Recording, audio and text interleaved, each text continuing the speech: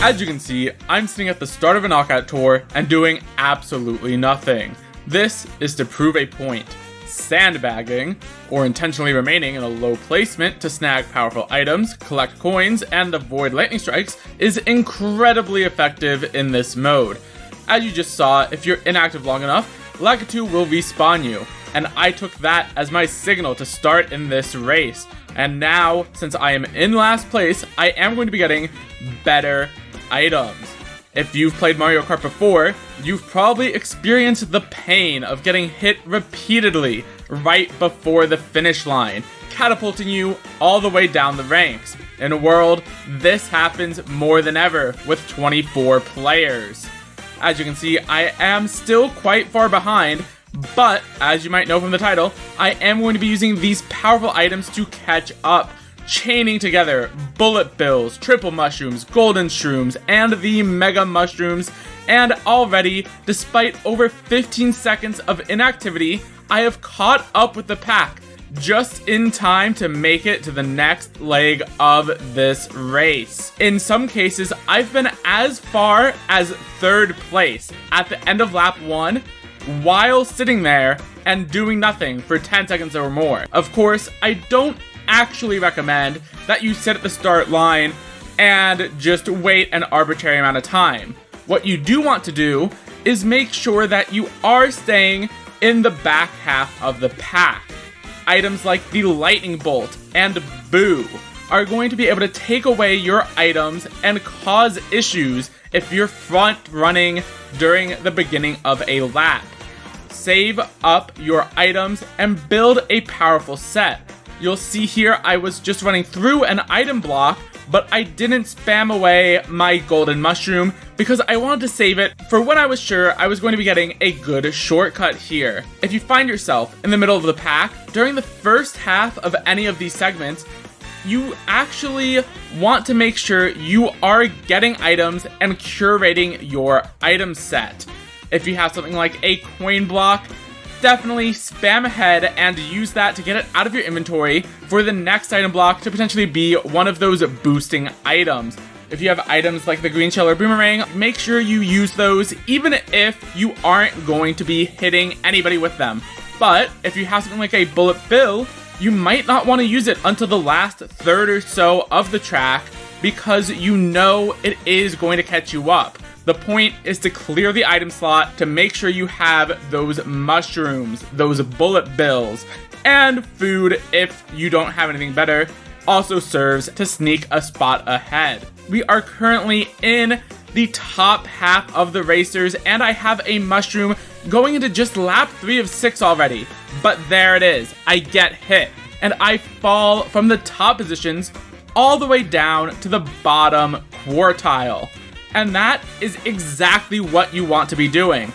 At some point in the game, you are going to get hit. Get hit at the start of the laps, and run in the back, and then pass people near the end. It is also worth noting that this strategy is exclusively designed for the online races. If you are playing in the solo mode, you are going to need to be in first place at the end of every single lap to unlock the 3-star gold trophy. And that means this strategy is not going to work. With this, we are taking advantage of the fact that the knockout tours start out by only eliminating a small percentage of the pack. By the time you are reaching the top 4 advancing, or maybe even here with the top 8 advancing, you're going to want to start making sure you are not the last place player. Just because there's going to be that chance you get an unlucky item box and fall out of the race as you are unable to pass anybody with a boomerang. So the reason that the sandbagging strategy works so well is twofold. Compared to regular maps, Knockout Tour contains major shortcuts designed specifically for the triple and golden mushrooms.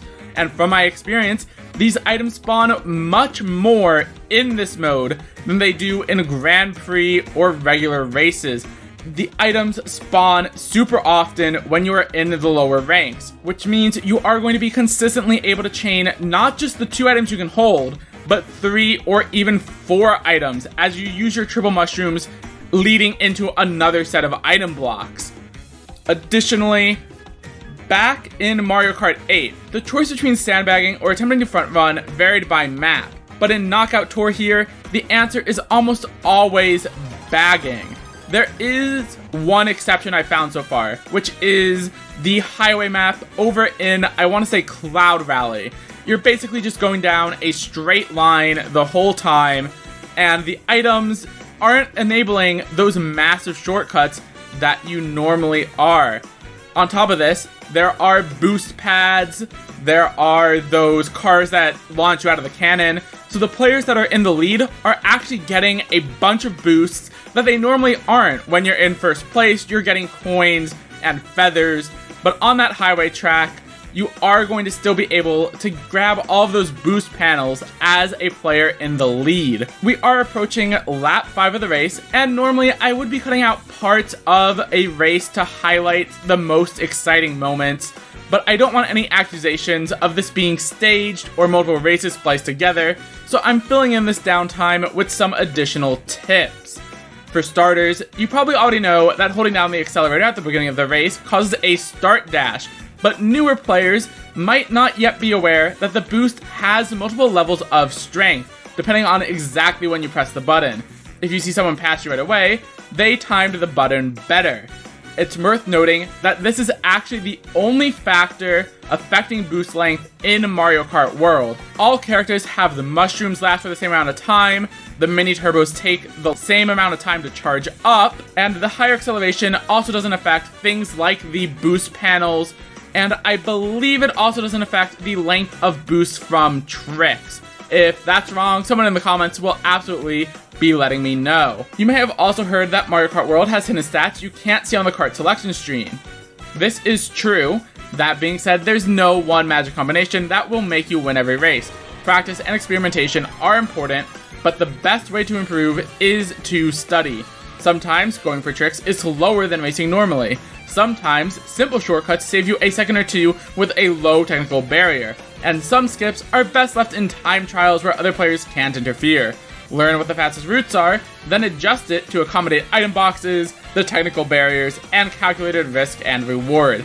If you want more data than time trials can provide, look around for communities that share a passion for improvement and see what you can learn from them. There will always be someone more knowledgeable, and there's no point reinventing the wheel. Finally, finding community brings us to our last tip, which is that Mario Kart, like all games, is meant to be fun. If you're tilting, take a break. Stay hydrated, well rested, and make sure to put the feelings of the people around you ahead of your competitive drive.